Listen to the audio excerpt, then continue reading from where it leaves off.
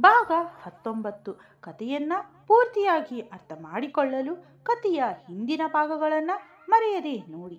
ಸಿಂಧು ನಿಧಾನವಾಗಿ ಕೋಣೆಯ ಬಾಗಿಲು ತೆರೆದಳು. ಮರುಕ್ಷಣವೇ ಅವಳ ಹೆಜ್ಜೆಗಳು ಅಲ್ಲೇ ನಿಂತು ಹೋದವು. ಕೋಣೆಯಲ್ಲಿ ಮಂದವಾದ ಬೆಚ್ಚಗಿನ ಬೆಳಕು ಹರಡಿತ್ತು.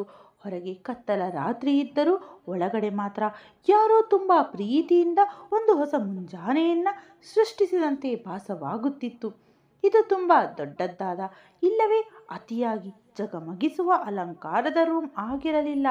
ಆದರೆ ಅಲ್ಲಿದ್ದ ಪ್ರತಿಯೊಂದು ಪುಟ್ಟ ವಸ್ತುವು ಹೃದಯಕ್ಕೆ ಹತ್ತಿರವಾಗುವಂತಿತ್ತು.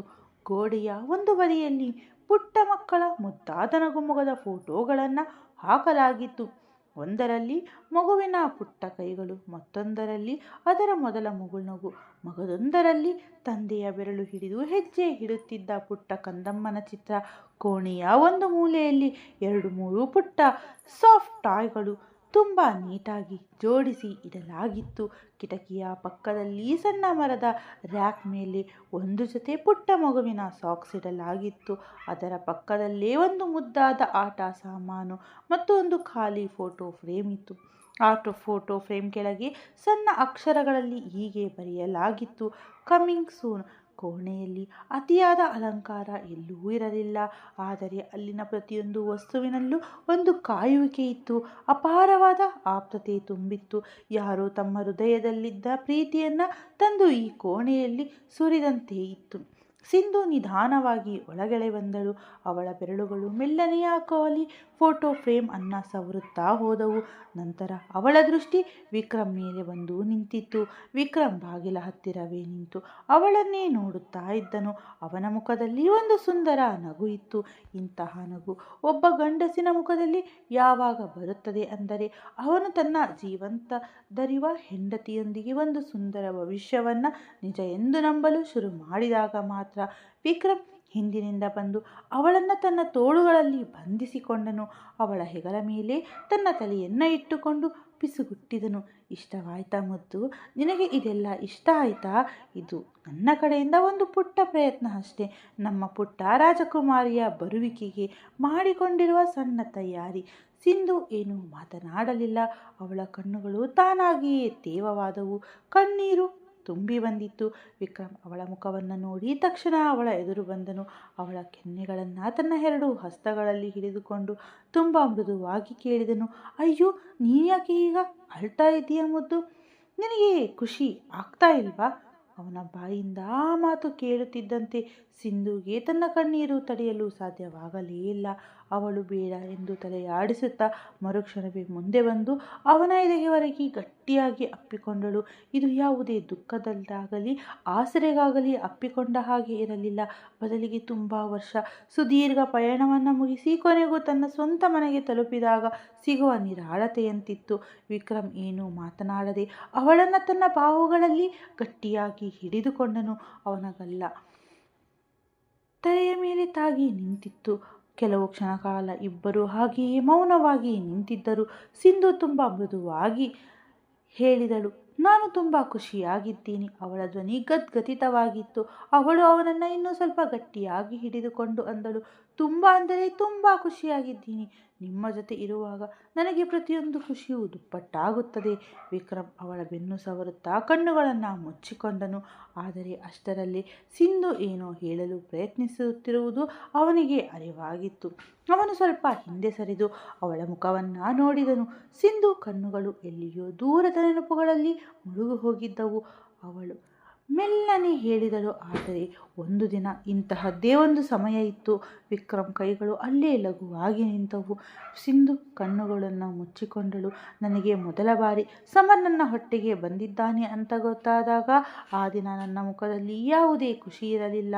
ನನ್ನ ಕಾಲ ಕೆಳಗಿನ ನೆಲವೇ ಜಾರಿ ಹೋದ ಹಾಗೆ ಅನಿಸಿತ್ತು. ಅವಳ ಧ್ವನಿ ನಡುಗಲಾರಂಭಿಸಿತ್ತು. ನಾನು ತುಂಬ ಹೆದರಿ ಹೋಗಿದ್ದೆ. ಒಳಗೆ ಪೂರ್ತಿ ನಡುಗಿ ಹೋಗಿದ್ದೆ. ಆ ಒಂದು ಕ್ಷಣ ನನಗೆ ಅನಿಸಿತ್ತು, ಈ ಮಗುವನ್ನು ನನ್ನ ಜೀವನಕ್ಕೆ ಬರಲು ಬಿಡಬೇಡ ಅಂತ. ವಿಕ್ರಮ್ ಹೃದಯವನ್ನು ಯಾರೋ ಒಳಗಿನಿಂದ ಹಿಂಡಿದಂತೆ ಭಾಸವಾಗಿತ್ತು. ಅವನು ಏನೂ ಹೇಳಲಿಲ್ಲ. ಬರೀ ಅವಳ ಕೈ, ಅವಳ ತಲೆಯನ್ನು ಸವರಲಾರಂಭಿಸಿದನು. ಸಿಂಧು ಮಾತು ಮುಂದುವರೆಸಿದಳು: ಆದರೆ ಮರುಕ್ಷಣವೇ ಅನಿಸಿತ್ತು, ಇದರಲ್ಲಿ ಆ ಮಗುವಿನ ತಪ್ಪು ಏನಿದೆ? ಏನೇ ತಪ್ಪು ನಡೆದಿದ್ದರೂ ಅದು ನನ್ನ ಜೊತೆ ನಡೆದಿದೆ. ಆ ಪುಟ್ಟ ಮುಗ್ಧ ಕಂದಮ್ಮ ಏನು ಮಾಡಿದ್ದಾನೆ? ನನ್ನ ರಕ್ತ ಹಂಚಿಕೊಂಡು ನನ್ನ ಹೊಟ್ಟೆಯಲ್ಲಿ ಬೆಳೀತಾ ಇರೋ ಜೀವ ಅದು. ನಾನು ಸಮರ್ನಿಗೆ ಇಂಥ ಪರಿಸ್ಥಿತಿಯಲ್ಲಿ ಜನ್ಮ ಕೊಟ್ಟೆ ಗೊತ್ತಾ? ಹೇಗೆ ನನ್ನನ್ನು ನಾನು ಸಂಭಾಳಿಸಿಕೊಂಡೆ, ಹೇಗೆ ನಗಲು ಕಲಿತುಕೊಂಡೆ, ನಗುವನ್ನು ಮತ್ತೆ ಕಷ್ಟಪಟ್ಟು ಕಲಿತೆ. ಎಷ್ಟೋ ರಾತ್ರಿಗಳು ನಾನು ಬರೀ ರೂಮ್ನ ಚಾವಣಿಯನ್ನು ನೋಡುತ್ತಾ ಕಣ್ಣೀರಿಟ್ಟಿದ್ದೀನಿ. ಎಷ್ಟು ಮುಂಜಾನೆಗಳು ನನಗೆ ಭಯ ಆಗ್ತಾ ಇತ್ತು. ನಾನು ನಿಜವಾಗಿಯೂ ಒಂದು ಒಳ್ಳೆಯ ತಾಯಿ ಆಗಲು ಸಾಧ್ಯನಾ? ಈ ಮಗುವಿಗೆ ಈ ಸಮಾಜದಲ್ಲಿ ಗೌರವದಿಂದ ಬದುಕುವುದನ್ನು ಕಲಿಸಲು ನನಗೆ ಸಾಧ್ಯನಾ ಅಂತ. ಇಲ್ಲವೆಲ್ಲಗಳ ಮಧ್ಯೆ ನಿಮ್ಮ ನೆನಪು ಕೂಡ ನನ್ನ ಮನಸ್ಸಿಗೆ ಬರ್ತಾ ಇರಲಿಲ್ಲ. ಒಂದು ವೇಳೆ ಬಂದರೂ ಬರೀ ಕೋಪ ಮತ್ತು ದ್ವೇಷ ಮಾತ್ರ ಬರ್ತಾ ಇತ್ತು. ನಾನು ಎಷ್ಟು ತಪ್ಪು ಮಾಡಿದ್ದೆ ಅಲ್ವಾ, ಎಷ್ಟು ತಪ್ಪು ಮಾಡಿದ್ದೆ. ಅವಳ ಕಣ್ಣುಗಳಿಂದ ನೀರು ನಿರಂತರವಾಗಿ ಹರಿಯುತ್ತಿತ್ತು. ವಿಕ್ರಮ್ ಅವಳ ತುಟಿಗಳ ಮೇಲೆ ಮೆಲ್ಲನೆ ಬೆರಳಿಟ್ಟು ಹೇಳಿದನು, ನೀನು ತಪ್ಪಾಗಿರಲಿಲ್ಲ ಮುದ್ದು, ಬರೀ ಪರಿಸ್ಥಿತಿಗಳು ತಪ್ಪಾಗಿದ್ದವು ಅಷ್ಟೇ. ನಿನಗೆ ನೀನೇ ದ್ವೇಷ ಅನ್ಕೋಬೇಡ. ಅದರಲ್ಲಿ ನಿನ್ನ ತಪ್ಪು ಇರಲಿಲ್ಲ, ನನ್ನ ತಪ್ಪೂ ಇರಲಿಲ್ಲ. ಎಲ್ಲ ನಮ್ಮ ಹಣೆ ಬರಹ. ಬಹುಶಃ ನಮ್ಮಿಬ್ಬರ ಹಣೆ ಬರಹದಲ್ಲಿ ಇಷ್ಟು ದಿನಗಳ ದೂರ, ಇಷ್ಟು ದಿನಗಳ ತಳಮಳ ಬರೆಯಲಾಗಿತ್ತು. ಅದಕ್ಕೆ ನಾವಿಬ್ಬರು ಅದನ್ನು ಅನುಭವಿಸಿದ್ದೆವು. ಆದರೆ ಇವತ್ತು ನಾವು ಆ ಮಹಾದೇವನಿಗೆ ಧನ್ಯವಾದ ಹೇಳಬೇಕು. ನಮ್ಮ ಕೈ ಹಿಡಿದು ನಡೆಸಿದ ಆ ದೇವರಿಗೆ ಕೃತಜ್ಞತೆ ಸಲ್ಲಿಸಬೇಕು. ಕೊನೆಗೂ ನಮ್ಮ ಕಾಯುವಿಕೆ ಕೊನೆಗೊಂಡಿದೆ ಮುದ್ದು. ನನ್ನ ಜೀವನದಲ್ಲಿ ಇವತ್ತು ಇಂತಹ ಒಂದು ಸುಂದರ ಸಮಯ ಬಂದಿದೆ. ನಾವಿಬ್ಬರು ಜೊತೆಯಾಗಿ ಸುಖ ದುಃಖಗಳನ್ನು ಹಂಚಿಕೊಳ್ಳಲು, ಒಬ್ಬರನ್ನೊಬ್ಬರು ಅನುಭವಿಸಬಹುದು. ಅವನು ತುಂಬ ಮೃದುವಾಗಿ ಅವಳನ್ನು ತನ್ನ ತೋಳುಗಳಲ್ಲಿ ಎತ್ತಿಕೊಂಡನು. ಸಿಂಧುಗೆ ಒಂದು ಕ್ಷಣ ಆಶ್ಚರ್ಯವಾಯಿತಾದರೂ ಯಾವುದೇ ವಿರೋಧ ಮಾಡಲಿಲ್ಲ. ಅವನು ಅವಳನ್ನು ಎತ್ತಿಕೊಂಡು ಹೋಗಿ ಬೆಡ್ ಮೇಲೆ ಕೂರಿಸಿ ತಾನು ಕೂಡ ಅವಳ ಪಕ್ಕದಲ್ಲೇ ಕುಳಿತು ಅವಳ ತಲೆಯನ್ನು ತನ್ನ ಎದೆಯ ಮೇಲೆ ಒರಗಿಸಿಕೊಂಡನು. ಯಾವುದೋ ಅತ್ಯಂತ ಅಮೂಲ್ಯವಾದ ವಸ್ತುವನ್ನು ಜಾಗ್ರತೆಯಿಂದ ಕಾಪಾಡುವಂತೆ ಅವಳನ್ನು ಹಿಡಿದುಕೊಂಡನು. ಅವಳ ಹಣೆಯ ಮೇಲೆ ಮುತ್ತಿಟ್ಟು ಕೆಲವು ಸೆಕೆಂಡ್ಗಳ ಕಾಲ ಅಲ್ಲೇ ಸ್ತಬ್ಧನಾಗಿ ನಿಂತನು. ಆಮೇಲೆ ಅತ್ಯಂತ ಮೆದುವಾದ ಧ್ವನಿಯಲ್ಲಿ ಹೇಳಿದನು, ಆದರೆ ಅಂತಹ ಕಷ್ಟದ ಪರಿಸ್ಥಿತಿಯಲ್ಲೂ ನೀನು ಅವನಿಗೆ ಎಂತಹ ಸುಂದರವಾದ ಬಾಲ್ಯ ಕೊಟ್ಟೆ, ಎಂತಹ ಒಳ್ಳೆ ಸಂಸ್ಕಾರ ನೀಡಿ ಬೆಳೆಸಿದ್ದೀಯ. ನಿನ್ನ ಬಗ್ಗೆ ತುಂಬ ಹೆಮ್ಮೆ ಅನಿಸುತ್ತದೆ ಸಿಂಧು. ಸಿಂಧು ಅವನ ಮುಖವನ್ನೇ ನೋಡಿದಳು. ವಿಕ್ರಮ್ ಮುಖದಲ್ಲಿ ಈಗ ಯಾವುದೇ ನಗು ಇರಲಿಲ್ಲ. ಅವನ ಕಣ್ಣುಗಳು ತುಂಬ ಗಂಭೀರವಾಗಿದ್ದವು. ನಿನಗೆ ಗೊತ್ತಾ ನಾನು ಏನು ಯೋಚಿಸುತ್ತಿದ್ದೆ ಅಂತ? ಸಿಂಧು ಸುಮ್ಮನೆ ಕೇಳುತ್ತಿದ್ದಳು. ಅವನು ತನ್ನ ಹೆಬ್ಬೆರಳಿನಿಂದ ಅವಳ ಕಣ್ಣೀರನ್ನು ಒರೆಸುತ್ತಾ ಹೇಳಿದನು, ಯಾವ ಹೆಣ್ಣು ಒಳಗೆ ಪೂರ್ತಿ ಹೊಡೆದು ಹೋಗಿದ್ದರೂ ತನ್ನ ಮಗುವಿಗೆ ಪ್ರೀತಿ ಕೊಡುವುದನ್ನು ನಿಲ್ಲಿಸಲ್ಲವೋ, ಯಾವತ್ತೂ ಸೋಲನ್ನು ಒಪ್ಪಿಕೊಳ್ಳಲಿಲ್ಲವೋ, ಇವತ್ತು ಅದೇ ಹೆಣ್ಣು ಇಲ್ಲಿ ಕುಳಿತು ತನ್ನನ್ನು ತಾನು ಇಷ್ಟು ದುರ್ಬಲ ಅಂದ್ಕೊಳ್ತಾ ಇದ್ದಾಳೆ. ಅವನು ಮೆಲ್ಲನೆ ಅವಳ ಮೂಗನ್ನು ಮುಟ್ಟಿ ಹೇಳಿದ, ಇನ್ಮೇಲೆ ನೀನು ಒಬ್ಬಳೇ ಇಲ್ಲ ಮುದ್ದು. ಅವಳ ಹಣೆಗೆ ಮುತ್ತಿಟ್ಟು ಅಂದನು, ನಡೆದಿದ್ದನ್ನೆಲ್ಲ ಮರೆತು ಬಿಡು. ಜೀವನವೇ ಈ ಬಾರಿ ಒಂದೇ ಒಂದು ಭಯವನ್ನು ನೀನು ಒಬ್ಬಳೇ ಎದುರಿಸಬೇಕಾಗಿಲ್ಲ. ಅವಳ ಕೂದಲನ್ನು ಕಿವಿ ಹಿಂದೆ ಸರಿಸುತ್ತಾ ಹೇಳಿದನು, ಒಂದೇ ಒಂದು ರಾತ್ರಿ ಕೂಡ ನೀನು ಒಬ್ಬಳೇ ಕಣ್ಣೀರಿಡಬೇಕಾಗಿಲ್ಲ. ಅವಳ 2 ಕೈಗಳನ್ನು ತನ್ನ ಕೈಗಳಲ್ಲಿ ತೆಗೆದುಕೊಂಡು ಹೇಳಿದನು, ಇನ್ಮೇಲೆ ಪ್ರತಿಯೊಂದು ಡಾಕ್ಟರ್ ವಿಸಿಟ್ಗೂ ಕೂಡ ನೀನೊಬ್ಬಳೇ ಹೋಗಬೇಕಾಗಿಲ್ಲ. ಅವನ ಲಘು ಅಂತ ಹೇಳಿದನು, ಒಂದು ವೇಳೆ ರಾತ್ರಿ 2 ಗಂಟೆಗೆ ನಿನಗೆ ಇದ್ದಕ್ಕಿದ್ದಂತೆ ಮಾವಿನ ಹಣ್ಣು, ಹುಣಸೆಹಣ್ಣು ಅಥವಾ ಬೇರೆ ಏನೇ ತಿನ್ನಬೇಕು ಅನಿಸಿದರೂ ನಾನು ಎಲ್ಲಿಂದಲಾದರೂ ಅದನ್ನು ಹುಡುಕಿಕೊಂಡು ಬಂದು ನಿನಗೆ ಕೊಡುತ್ತೇನೆ. ಸಿಂಧು ಕಣ್ಣೀರಿನ ಮಧ್ಯೆ ಜೋರಾಗಿ ನಕ್ಕು ಬಿಟ್ಟಳು. ವಿಕ್ರಮ್ ಕೂಡ ಮುಗುಳ್ನಕ್ಕನು. ನಂತರ ಅವಳ ಮುಖವನ್ನು ತನ್ನ ಹತ್ತಿರ ಎಳೆದುಕೊಂಡು ತುಂಬ ಮೃದುವಾಗಿ ಹೇಳಿದನು, ಮತ್ತೆ ಕೇಳು ಸಿಂಧು. ಸಿಂಧು ಅವನನ್ನೇ ನೋಡುತ್ತಾ ಇದ್ದಳು. ಅವನು ಅವಳ ಹಣೆಯ ಮೇಲೆ ಮತ್ತೊಂದು ಸುದೀರ್ಘವಾದ ಮುತ್ತಿಟ್ಟು ಹೇಳಿದನು, ನೀನು ಆವತ್ತು ಸಮರ್ಗೆ ಜನ್ಮ ಕೊಟ್ಟು ಯಾವುದೇ ತಪ್ಪು ಮಾಡಲಿಲ್ಲ. ಅವನ ಧ್ವನಿ ಮೃದುವಾಗಿದ್ದರೂ ತುಂಬ ಸ್ಪಷ್ಟವಾಗಿತ್ತು. ನೀನು ಈ ಜಗತ್ತಿನ ಅತ್ಯಂತ ಧೈರ್ಯಶಾಲಿ ನಿರ್ಧಾರವನ್ನು ತೆಗೆದುಕೊಂಡಿದ್ದೆ, ಏಕೆಂದರೆ ನಿನ್ನ ಆ ಒಂದೇ ಒಂದು ನಿರ್ಧಾರ ಇವತ್ತು ನನಗೆ ನನ್ನ ಮಗನನ್ನು ಕೊಟ್ಟಿದೆ. ಅವನು ಒಂದು ಕ್ಷಣ ನಿಂತನು. ಅವನ ಕಣ್ಣುಗಳು ಲಘುವಾಗಿ ತುಂಬಿ ಬಂದಿದ್ದವು. ಒಂದು ವೇಳೆ ನೀನು ಅವತ್ತು ಏನಾದರೂ ತಪ್ಪು ನಿರ್ಧಾರ ತೆಗೆದುಕೊಂಡಿದ್ದರೆ ಇವತ್ತು ನಾವಿಬ್ಬರು ಕಣ್ಣಲ್ಲಿ ಕಣ್ಣಿಟ್ಟು ನೋಡಲು ಸಾಧ್ಯವಾಗುತ್ತಿರಲಿಲ್ಲ. ನಿನ್ನ ಆ ನಿರ್ಧಾರವೇ ನನಗೆ ನನ್ನ ಮಗನನ್ನು ತಂದುಕೊಟ್ಟಿದೆ ಮತ್ತು ನಿನ್ನ ಆ ನಿರ್ಧಾರವೇ ಇವತ್ತು ನನಗೆ ನಿನ್ನನ್ನು ತಂದುಕೊಟ್ಟಿದೆ. ಸಿಂಧು ಮರು ಮಾತಿಲ್ಲದೆ ಅವನನ್ನೇ ನೋಡುತ್ತಾ ನಿಂತಳು. ವಿಕ್ರಮ್ ಅವಳ ಕೈಯನ್ನು ತನ್ನ ಎದೆಯ ಮೇಲೆ ಇಟ್ಟುಕೊಂಡನು. ನಿನಗೆ ಗೊತ್ತಾ, ನನ್ನ ಜೀವನದಲ್ಲಿದ್ದ ಈ ಖಾಲಿ ಜಾಗ ಯಾವತ್ತೂ ತುಂಬಲ್ಲ ಅಂತ ನಾನಂದುಕೊಂಡಿದ್ದೆ. ಆದರೆ ನೀನು ಬಂದೆ, ಎಲ್ಲವನ್ನ ಪ್ರೀತಿಯಿಂದ ತುಂಬಿಬಿಟ್ಟೆ, ನನಗೆ ಹೊಸ ಆಸೆಗಳನ್ನು ಕೊಟ್ಟೆ. ಕಾಯುವಿಕೆಯನ್ನು ಕಲಿಸಿದೆ. ಮತ್ತು ಇವತ್ತು ಅವನು ರೂಮ್ ಕಡೆ ನೋಡಿದನು. ಇವತ್ತು ನೀನು ನನಗೆ ಒಂದು ಸಂಪೂರ್ಣ ಕುಟುಂಬವಾಗಿ ಬದುಕಬಹುದು ಅನ್ನೋ ನಂಬಿಕೆಯನ್ನು ಕೊಟ್ಟಿದ್ದೀಯಾ. ಒಬ್ಬ ತಂದೆಯಾಗುವ ಆ ಸುಂದರ ಅನುಭವ. ಆ ಧ್ವನಿ ಸಣ್ಣದ್ದಾಗಿತ್ತು. Thank you. ಸಿಂಧು ಅವನನ್ನು ನೋಡಿದಳು. ಅವನು ಲಘುವಾಗಿ ಮುಗುಳ್ನಕ್ಕನು. ನನ್ನ ಜೀವನಕ್ಕೆ ಬಂದಿದ್ದಕ್ಕಾಗಿ, ನನಗೆ ಮತ್ತೆ ಸುಂದರ ಕನಸುಗಳನ್ನು ಕಾಣುವುದನ್ನು ಕಲಿಸಿದ್ದಕ್ಕಾಗಿ, ಇಂತಹ ಸುಂದರ ಕ್ಷಣಗಳನ್ನು ಉಡುಗೊರೆಯಾಗಿ ನೀಡಿದ್ದಕ್ಕಾಗಿ ಮತ್ತು ತಂದೆಯಾಗುವ ಈ ಪವಿತ್ರ ಭಾವನೆಯನ್ನು ನನಗೆ ಕೊಟ್ಟಿದ್ದಕ್ಕಾಗಿ. ಅವನು ಅವಳ ಕಣ್ಣುಗಳಲ್ಲಿ ಕಣ್ಣಿಟ್ಟು ಹೇಳಿದನು, ನೀನು ಕಳೆದುಕೊಂಡಿದ್ದನ್ನು ಮರೆಸಲು ನನ್ನಿಂದ ಸಾಧ್ಯವಾಗದೇ ಇರಬಹುದು, ಆದರೆ ನಾನು ಖಂಡಿತ ಪ್ರಯತ್ನ ಪಡ್ತೀನಿ. ನಮ್ಮ ಈ ಹೊಸ ನೆನಪುಗಳು ಎಷ್ಟು ಸುಂದರವಾಗಲಿವೆ ಎಂದರೆ ನಿನ್ನ ಹಳೆಯ ಗಾಯಗಳ ನೋವು ಮತ್ತೆ ಎಂದಿಗೂ ನಿನ್ನನ್ನು ಕಾಡಲ್ಲ. ಸಿಂಧು ಕಣ್ಣುಗಳು ಮತ್ತೆ ತುಂಬಿ ಬಂದವು. ಅವನು ಏನು ಹೇಳದೆ ಮುಂದೆ ಬಂದು ಅವನ ಕೆನ್ನೆಯ ಮೇಲೆ ಅತ್ಯಂತ ಮೃದುವಾಗಿ ಮುತ್ತಿಟ್ಟಳು. ಆಮೇಲೆ ತನ್ನ ಮುಖವನ್ನು ಅವನ ಎದೆಯೊಳಗೆ ಬಚ್ಚಿಟ್ಟುಕೊಂಡಳು. ವಿಕ್ರಮ್ ಅವಳನ್ನು ತನ್ನ ತೋಳುಗಳಲ್ಲಿ ಬಂಧಿಸಿಕೊಂಡನು. ಮೆಲ್ಲನೆ ಬೆಡ್ ಮೇಲೆ ಹಾಗೆ ಒರಗಿಸಿದನು. ಅವಳ ತಲೆಯ ಮೇಲೆ ತನ್ನ ಗಲ್ಲವನ್ನು ಇಟ್ಟುಕೊಂಡು ಅವಳನ್ನು ಗಟ್ಟಿಯಾಗಿ ಅಪ್ಪಿಕೊಂಡೇ ಮಲಗಿದನು. ಅಂದು ರಾತ್ರಿ ಅವರಿಬ್ಬರು ಯಾವುದೇ ದೊಡ್ಡ ಭಾಷೆಗಳನ್ನು ಕೊಡಲಿಲ್ಲ. ಬರೀ ಒಬ್ಬರನ್ನೊಬ್ಬರು ಇನ್ನೂ ಸ್ವಲ್ಪ ಗಟ್ಟಿಯಾಗಿ ಹಿಡಿದುಕೊಂಡರು ಅಷ್ಟೇ. ಯಾಕೆಂದರೆ ಪ್ರೀತಿ ಯಾವತ್ತೂ ದೊಡ್ಡ ದೊಡ್ಡ ಮಾತುಗಳಿಂದ ತಿಳಿಯಲ್ಲ. ಬದಲಿಗೆ ಇನ್ಮೇಲೆ ಏನೇ ಆದರೂ ನಾನು ನಿನ್ನ ಜೊತೆಗಿರ್ತೇನೆ ಅನ್ನೋ ಆ ಪುಟ್ಟ ನಂಬಿಕೆಯನ್ನು ಕಾಣಿಸುತ್ತದೆ. ಮುಂಜಾನೆಯ ಮೃದುವಾದ ಬಿಸಿಲು ಕಿಟಕಿಯ ಪರದೆಗಳ ನಡುವಿನಿಂದ ಕೋಣೆಯೊಳಗೆ ಇಳಿಯುತ್ತಿತ್ತು. ರಾತ್ರಿಯ ಸುದೀರ್ಘವಾದ ಮಾತುಕತೆ ಮತ್ತು ಭಾವನೆಗಳ ಪ್ರವಾಹದ ನಂತರ ಕೋಣೆಯಲ್ಲಿ ಒಂದು ವಿಚಿತ್ರವಾದ ನೆಮ್ಮದಿ ಮನೆ ಮಾಡಿತ್ತು. ಸಿಂಧು ಇನ್ನೂ ಗಾಢ ನಿದ್ರೆಯಲ್ಲಿದ್ದಳು.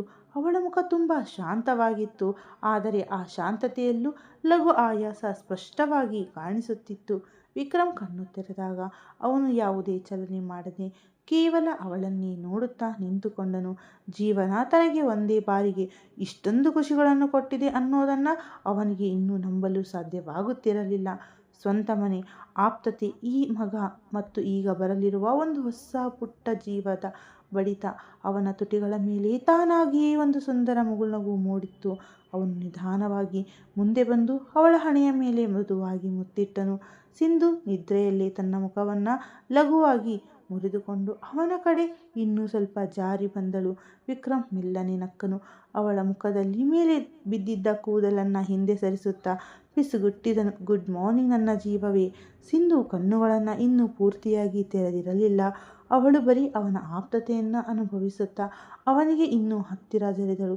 ವಿಕ್ರಮ್ ತಕ್ಷಣ ಅವಳನ್ನು ತನ್ನ ತೋಳುಗಳಲ್ಲಿ ಎತ್ತಿಕೊಂಡು ಸಿಂಧು ಅರ್ಧ ಕಣ್ಣು ತೆರೆದು ಅವಳನ್ನು ನೋಡುತ್ತಿದ್ದನು. ನಿದ್ರೆ ಮಂಪರಿನಲ್ಲೇ ಅಂದಳು, ನೀವು ಮತ್ತೆ? ವಿಕ್ರಮ್ ಮಗುಳ್ನಗುತ್ತಾ ಅವಳನ್ನು ಎತ್ತಿಕೊಂಡು ಬಾತ್ರೂಮ್ ಕಡೆ ಹೆಜ್ಜೆ ಇಟ್ಟನು.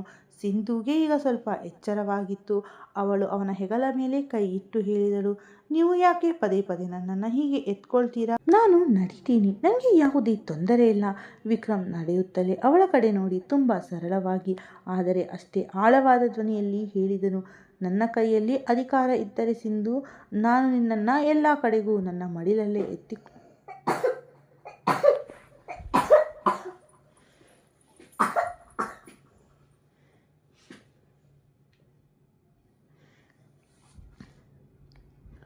ನಾನು ನಡಿತೀನಿ, ನನಗೆ ಯಾವುದೇ ತೊಂದರೆ ಇಲ್ಲ. ವಿಕ್ರಮ್ ನಡೆಯುತ್ತಲೇ ಅವಳ ಕಡೆ ನೋಡಿ ತುಂಬ ಸರಳವಾಗಿ ಆದರೆ ಅಷ್ಟೇ ಆಳವಾದ ಧ್ವನಿಯಲ್ಲಿ ಹೇಳಿದನು, ನೀನು ಕಿಸಿಬೇಡ, ಎಚ್ಚರ ಆಗತಿ.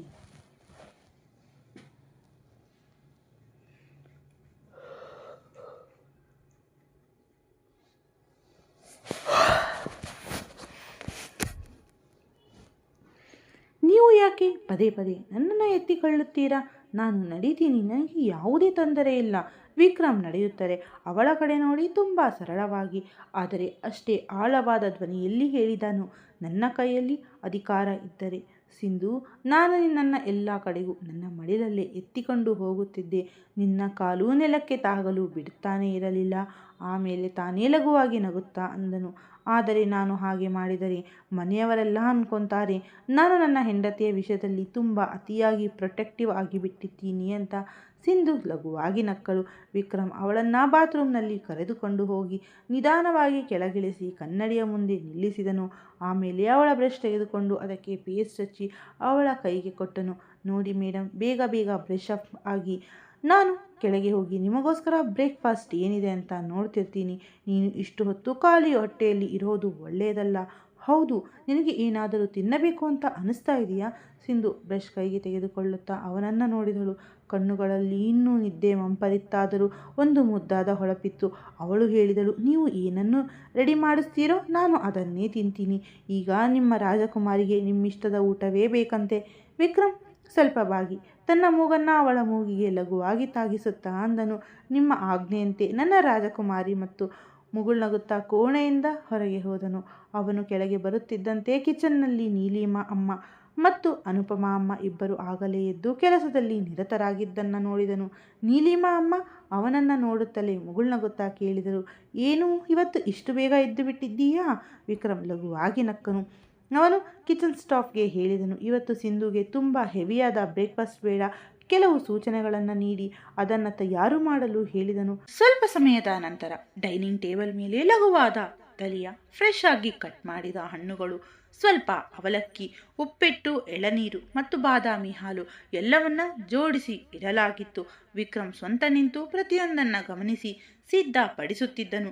ಇತ್ತ ಮೇಲ್ಗಡೆ ಸಿಂಧು ರೆಡಿಯಾಗಿ ಕೆಳಗೆ ಬರಲಾರಂಭಿಸಿದ್ದಳು. ಅವಳು ಬೇಗ ಬೇಗ ಬಟ್ಟೆ ಧರಿಸಿ ಮೆಟ್ಟಿಲುಗಳನ್ನು ಇಳಿಯುತ್ತಿದ್ದಳು. ಆದರೆ ಇಳಿಯುವಾಗ ಅವಳ ದೃಷ್ಟಿ ಮೆಟ್ಟಿಲುಗಳ ಮೇಲೆ ಇರಲಿಲ್ಲ. ಬದಲಿಗೆ ಕೆಳಗೆ ನಿಂತು ಸ್ಟಾಫ್ ಹತ್ತಿರ ಏನೋ ಮಾತನಾಡುತ್ತಿದ್ದ ವಿಕ್ರಮ್ ಕಡೆಗೆ ಇತ್ತು. ಅದೇ ಸಮಯದಲ್ಲಿ ಅವಳ ಕಾಲು ಸ್ವಲ್ಪ ಜಾರಿತು. ಅವಳು ಬೀಳಲಿಲ್ಲ, ಆದರೆ ಬ್ಯಾಲೆನ್ಸ್ ತಪ್ಪಿತ್ತು. ಅವಳು ತಕ್ಷಣ ಪಕ್ಕದಲ್ಲಿದ್ದ ರೇಲಿಂಗನ್ನು ಗಟ್ಟಿಯಾಗಿ ಹಿಡಿದುಕೊಂಡಳು. ಅವಳ ಕೈ ತಾಗಿದ ಶಬ್ದ ತುಂಬ ಸಣ್ಣದಾಗಿದ್ದರೂ ವಿಕ್ರಮ್ ದೃಷ್ಟಿ ಸದಾ ಅವಳ ಮೇಲೆಯೇ ಇರುತ್ತಿತ್ತಲ್ಲವೇ? ಅವನು ತಕ್ಷಣ ತಲೆ ಎತ್ತಿ ನೋಡಿದನು. ಅವಳು ಜಾರಿದ್ದನ್ನು ನೋಡಿ ಗಾಬರಿಯಿಂದ ಜೋರಾಗಿ ಕೂಗಿದನು, ಸಿಂಧು! ಇಡೀ ಮನೆಯವರ ಗಮನ ತಕ್ಷಣ ಸಿಂಧು ಕಡೆಗೆ ಹೋಯಿತು. ಸಿಂಧು ತಕ್ಷಣ ಮೆಟ್ಟಿಲುಗಳ ಮೇಲೆ ನೇರವಾಗಿ ನಿಂತುಕೊಂಡಳು. ಅವಳಿಗೆ ಎಲ್ಲರ ಮುಂದೆ ಸ್ವಲ್ಪ ಮುಜುಗರ ಮತ್ತು ಗಾಬರಿ ಉಂಟಾಯಿತು. ಅವಳು ಲಘುವಾಗಿ ನಗುತ್ತಾ ಅಂದಳು, ಏನೂ ಆಗಿಲ್ಲ, ಸುಮ್ಮನೆ ಸ್ವಲ್ಪ ಕಾಲು ಜಾರಿತೋ ಅಷ್ಟೇ. ಆದರೆ ವಿಕ್ರಮ್ ಅವಳ ಮಾತುಗಳನ್ನು ಕೇಳುವ ಸ್ಥಿತಿಯಲ್ಲೇ ಇರಲಿಲ್ಲ. ಅವನು ಓಡುತ್ತಾ ಮೆಟ್ಟಿಲುಗಳನ್ನು ಹತ್ತಿ ಅವಳ ಹತ್ತಿರ ಬಂದನು. ಅವನ ಮುಖದಲ್ಲಿದ್ದ ಆ ಗಾಬರಿ ನೋಡಿ ಸಿಂಧು ತಾನಾಗಿ ಸೈಲೆಂಟ್ ಆಗಿಬಿಟ್ಟಳು. ಅವನು ಅವಳ ಮುಂದೆ ಬಂದು ಏನೂ ಮಾತನಾಡದೆ ಮೊದಲು ಅವಳ ಮುಖವನ್ನು ನೋಡಿದನು. ನಂತರ ಕೈ ಕಾಲನ್ನು ನೋಡಿ ಕೇಳಿದನು, ಎಲ್ಲೂ ತಾಗಲಿಲ್ಲ ತಾನೇ? ಏಟು ಬೀಳಲಿಲ್ಲ ತಾನೇ? ಸಿಂಧು ಏನಾದರೂ ಹೇಳುವ ಮುಂಚೆಯೇ ಅವನು ಅವಳನ್ನು ಮತ್ತೆ ತನ್ನ ತೋಳುಗಳಲ್ಲಿ ಎತ್ತುಕೊಂಡನು. ಸಿಂಧುಗೆ ತುಂಬ ಮುಜುಗರವಾಯಿತು. ಅಯ್ಯೋ, ಎಲ್ಲರೂ ನೋಡ್ತಾ ಇದ್ದಾರೆ, ವಿಕ್ರಮ್ ಬಿಡಿ. ವಿಕ್ರಮ್ ಅವಳ ಮಾತನ್ನು ಪೂರ್ತಿಯಾಗಿ ನಿರ್ಲಕ್ಷಿಸಿ ಅವಳನ್ನು ಕೆಳಗೆ ಕರೆದುಕೊಂಡು ಬಂದು ಡೈನಿಂಗ್ ಚೇರ್ ಮೇಲೆ ಕೂರಿಸಿದನು. ಅವನು ಅವಳ ಮುಂದೆ ಮೊಣಕಾಲೂರಿ ಕುಳಿತುಕೊಂಡು ಅವಳ ಕಾಲನ್ನು ಲಘುವಾಗಿ ಎತ್ತಿ ನೋಡಿದನು. ಕೇಳಿದನು, ಹೆದರಿಕೆ ಆಗ್ತಾ ಇದೆಯಾ? ತಲೆ ಸುತ್ತು ಬಂದ ಹಾಗೆ ಆಯಿತಾ?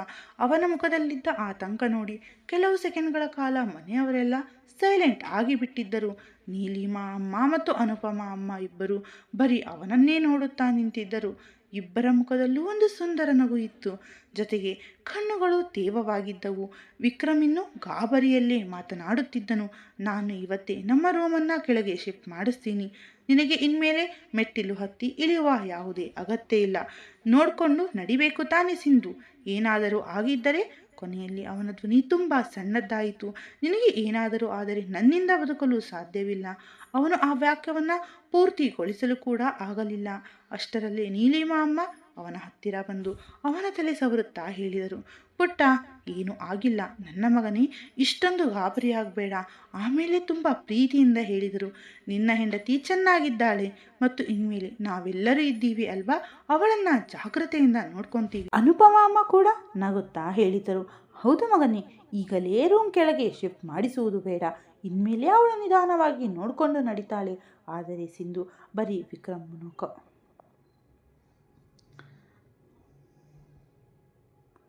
ಅನುಪಮಾ ಅಮ್ಮ ಕೂಡ ನಗುತ್ತಾ ಹೇಳಿದರು, ಹೌದು ಮಗನೇ, ಈಗಲೇ ಕೆಳಗೆ ರೂಮ್ ಶಿಫ್ಟ್ ಮಾಡಿಸುವುದು ಬೇಡ. ಇನ್ಮೇಲೆ ಇವಳು ನಿಧಾನವಾಗಿ ನೋಡಿಕೊಂಡು ನಡೀತಾಳೆ. ಆದರೆ ಸಿಂಧು ಬರೀ ವಿಕ್ರಮ್ ಮುಖವನ್ನೇ ನೋಡುತ್ತಾ ಇದ್ದಳು. ಅವಳ ಮುಖದಲ್ಲಿ ಆ ಗಾಬರಿ, ಅವನ ವೇಗದ ಉಸಿರಾಟ, ಅವನ ಧ್ವನಿಯಲ್ಲಿದ್ದ ಆ ಲಘು ನಡುಕ ಎಲ್ಲವನ್ನ ಅವಳು ಅನುಭವಿಸುತ್ತಿದ್ದಳು. ಅವಳ ಕಣ್ಣುಗಳಲ್ಲಿ ತಾನಾಗಿಯೇ ನೀರು ಬಂದಿತ್ತು. ವಿಕ್ರಮ್ ತಕ್ಷಣ ಅವಳ ಮುಖವನ್ನು ತನ್ನ ಕಡೆಗೆ ತಿರುಗಿಸಿ ಕೇಳಿದನು, ಏನಾಯಿತು ಮುದ್ದು, ಯಾಕೆ ಕಣ್ಣಲ್ಲಿ ನೀರು? ಮರುಕ್ಷಣವೇ ಕೇಳಿದನು, ಎಲ್ಲಾದರೂ ನೋವಾಗ್ತಾ ಇದೆಯಾ? ಸಿಂಧು ಬೇಡ ಎಂದು ತಲೆ ಆಡಿಸಿದಳು. ಆಮೇಲೆ ಅವಳು ಮೆಲ್ಲನೆ ಅವಳ ಕೈಯನ್ನು ಹಿಡಿದು ತನ್ನ ತುಟಿಗಳ ಹತ್ತಿರ ತಂದು ಮುತ್ತಿಡುತ್ತಾ ಮುಗುಳ್ನಕ್ಕಳು. ಏನೂ ಆಗಿಲ್ಲ, ಬರೀ ನಿಮ್ಮ ಈ ಕಾಳಜಿ ನೋಡಿ. ಅವಳ ಧ್ವನಿ ಗದ್ಗದಿತವಾಗಿತ್ತು. ನಾನು ಪ್ರಾಮಿಸ್ ಮಾಡ್ತೀನಿ, ಇನ್ಮೇಲೆ ನಾನು ತುಂಬ ಜಾಗ್ರತೆಯಿಂದ ನೋಡ್ಕೊತೀನಿ. ಸ್ವಲ್ಪ ಸಮಯ ಅನ್ಕಂಫರ್ಟಬಲ್ ಅನಿಸಿದರೂ ತಕ್ಷಣ ನಿಮಗೆ ಹೇಳ್ತೀನಿ, ತುಂಬ ಜಾಗ್ರತೆಯಿಂದ ಇರ್ತೀನಿ. ಅವಳು ತನ್ನ ಪುಟ್ಟ ಕೈಯನ್ನು ಮುಂದೆ ಚಾಚಿ ನಗುತ್ತಾ ಅಂದಳು, ಪ್ರಾಮಿಸ್. ವಿಕ್ರಮ್ ಕೆಲವು ಸೆಕೆಂಡ್ಗಳು ಅವಳನ್ನೇ ನೋಡುತ್ತಾ ಇದ್ದನು. ಆಮೇಲೆ ಅವಳ ಕೈ ಹಿಡಿದು ಲಘುವಾಗಿ ಬಾಗಿ ಅವಳ ಹಣೆಯ ಮೇಲೆ ಮುದ್ದಿಟ್ಟು ತುಂಬ ಮೃದುವಾಗಿ ಹೇಳಿದನು, ನಿನ್ನನ್ನು ಹಾಗೆ ಮೆಟ್ಟಿಲುಗಳಲ್ಲಿ ಬ್ಯಾಲೆನ್ಸ್ ತಪ್ಪಿದ್ದನ್ನು ನೋಡಿದಾಗ ಆ ಒಂದು ಕ್ಷಣ ನಿಜವಾಗಿಯೂ ನನ್ನ ಜೀವವೇ ಹೋದ ಹಾಗೆ ಆಗಿತ್ತು ಮುದ್ದು. ಇಬ್ಬರು ಕೆಲವು ಸೆಕೆಂಡ್ಗಳ ಕಾಲ ಒಬ್ಬರನ್ನೊಬ್ಬರು ಹಾಗೆ ನೋಡುತ್ತಾ ನಿಂತರು.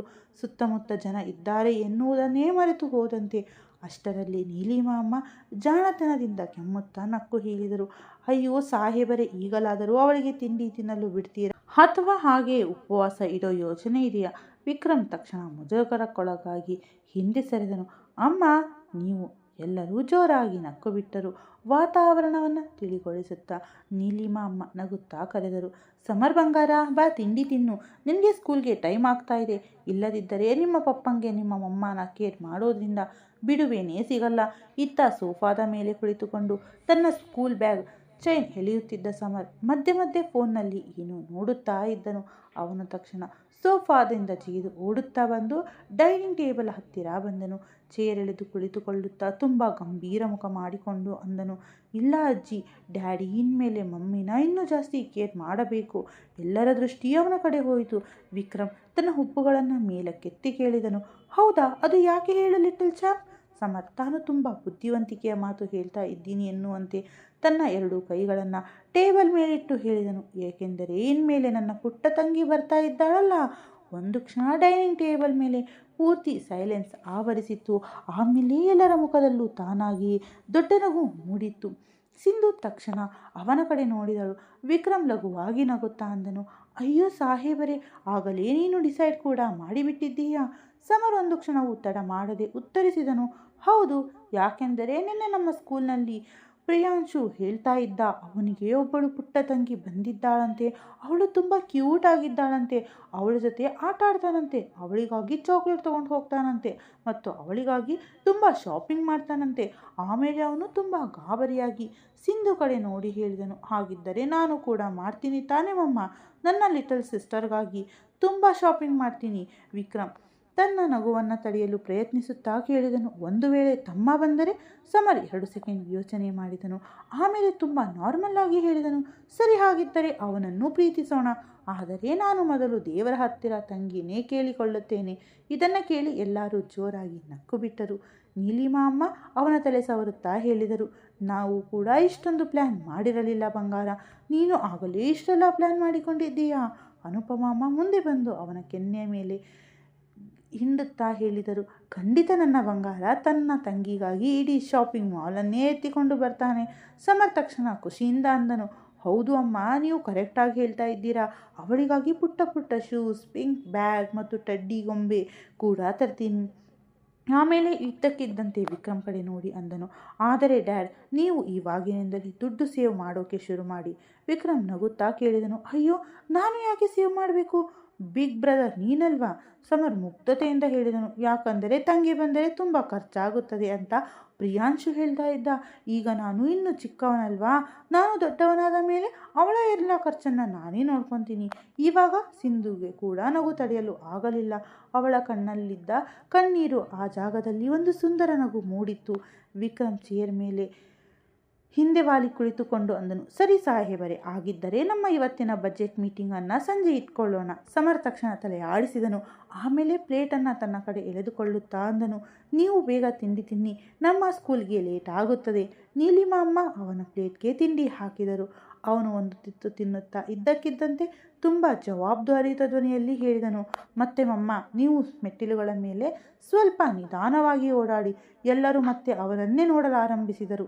ಅವನು ಸಿಂಧು ಕಡೆ ನೋಡಿ ಅಂದನು, ಇನ್ಮೇಲೆ ನೀವು ನಿಮ್ಮ ಜಾಗ್ರತೆ ತುಂಬ ಚೆನ್ನಾಗಿ ನೋಡ್ಕೋಬೇಕು. ಯಾಕೆಂದರೆ ಈಗ ನೀವು ಒಬ್ಬಳೇ ಇಲ್ಲ ಅಲ್ವಾ?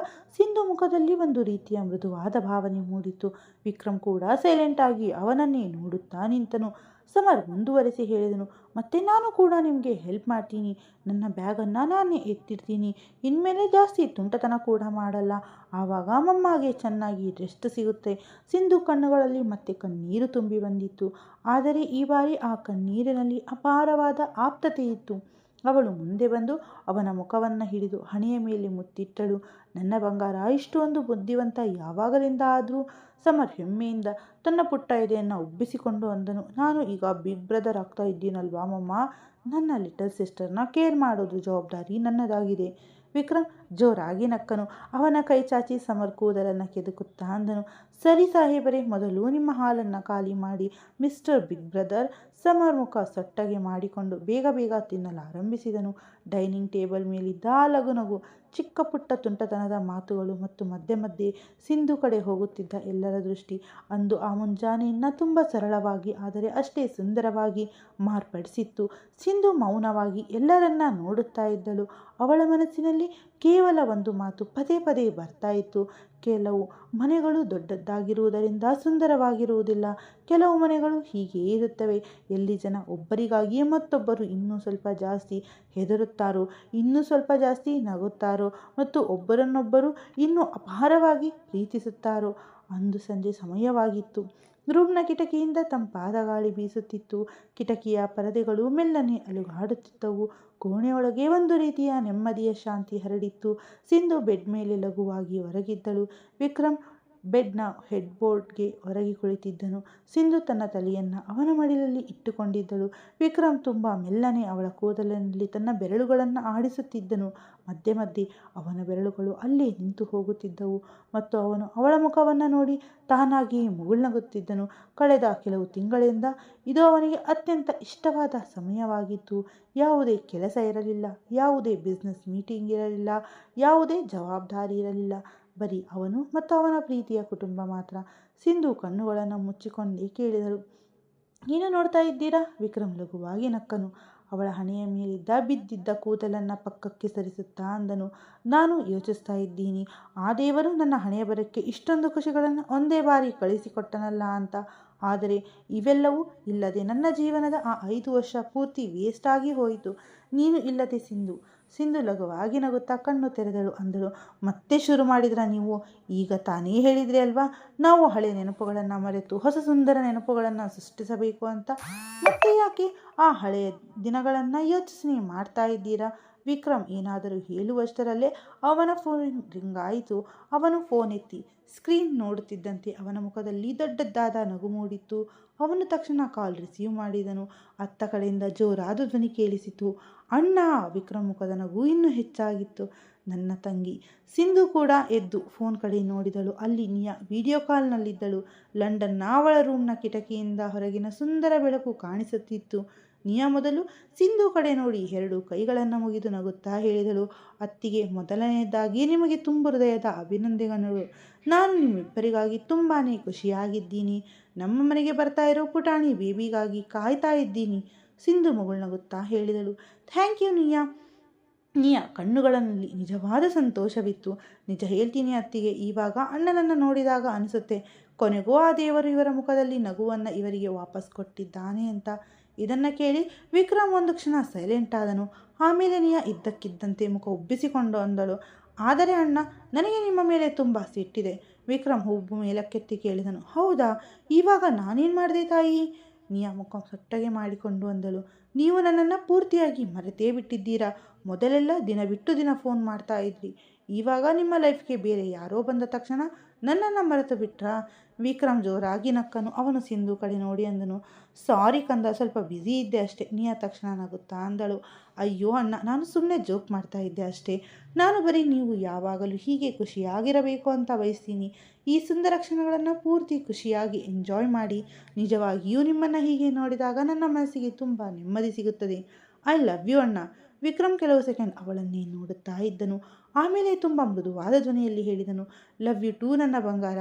ಆಮೇಲೆ ಅವನು ಕೇಳಿದನು, ಹೇಳು, ಹೇಗಿದ್ದೀಯಾ? ವೀರೇನ್ ನಿನ್ನನ್ನು ಏನಾದರೂ ಕಾಡ್ತಾ ಇದ್ದಾನಾ?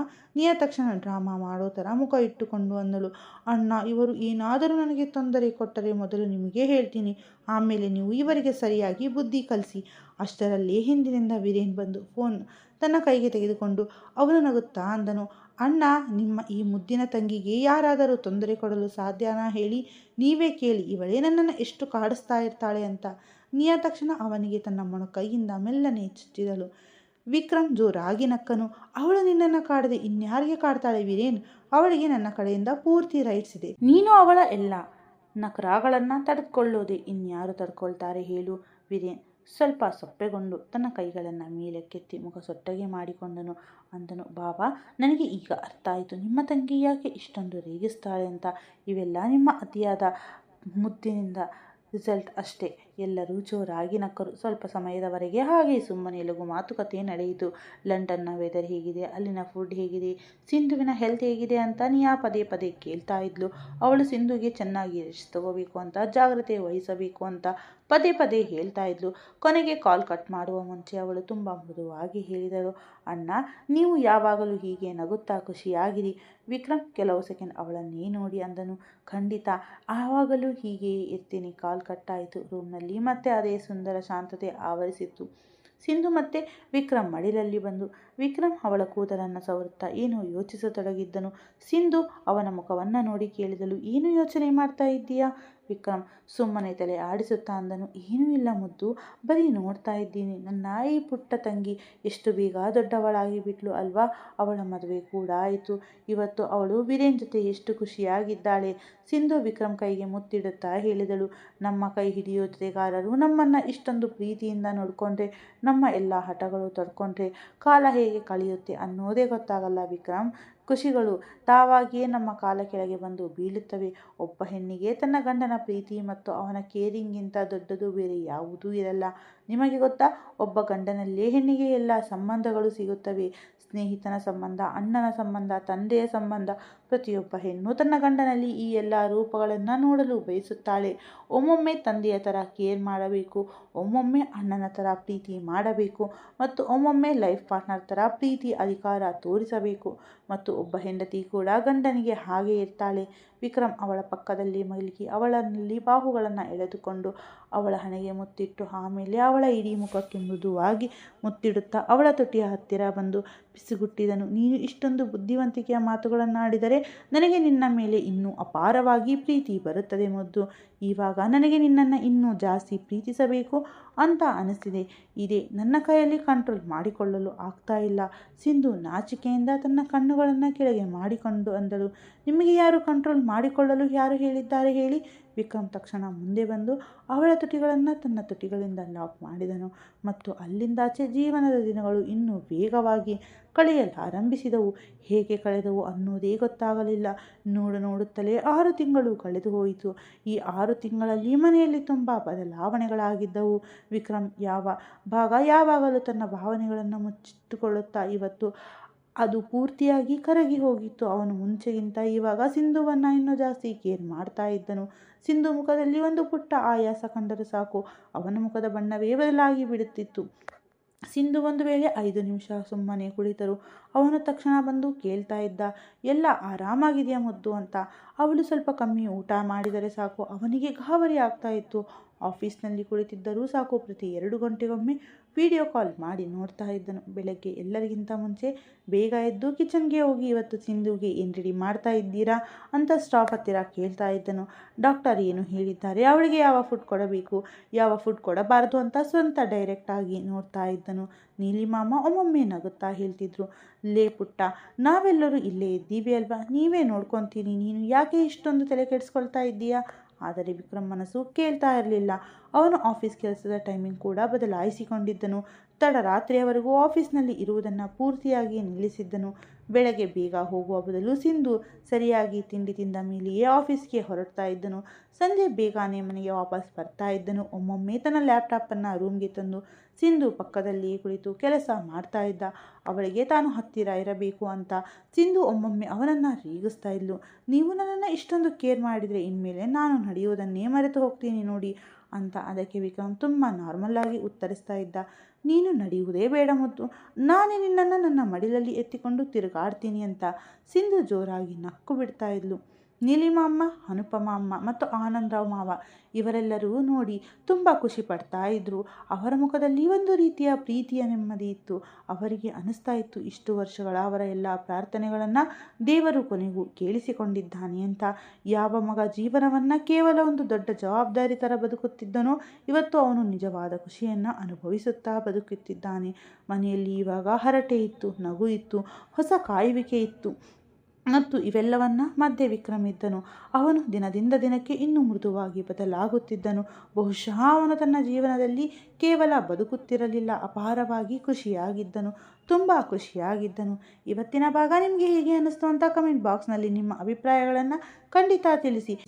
ಇನ್ನು ಕೊನೆಯ ಅಧ್ಯಾಯ ಮಾತ್ರ ಉಳಿದಿರುವುದು, ಅದನ್ನು ನಾನು ಖಂಡಿತವಾಗಿಯೂ ನಾಳೆ ಅಪ್ಲೋಡ್ ಮಾಡುತ್ತೇನೆ. ಜೊತೆಗೆ ಮರೆಯದೇ ಚಾನಲನ್ನು ಸಬ್ಸ್ಕ್ರೈಬ್ ಮಾಡಿಕೊಂಡು ಈ ಕನ್ನಡತಿಯನ್ನು ಪ್ರೋತ್ಸಾಹಿಸಿ. ಮತ್ತೆ ಮುಂದಿನ ಸಂಚಿಕೆಯಲ್ಲಿ ಭೇಟಿಯಾಗೋಣ. ಅಲ್ಲಿಯವರೆಗೂ ಕಾಯ್ತಾ ಇರಿ. ಖುಷಿಯಾಗಿರಿ. ಧನ್ಯವಾದಗಳು.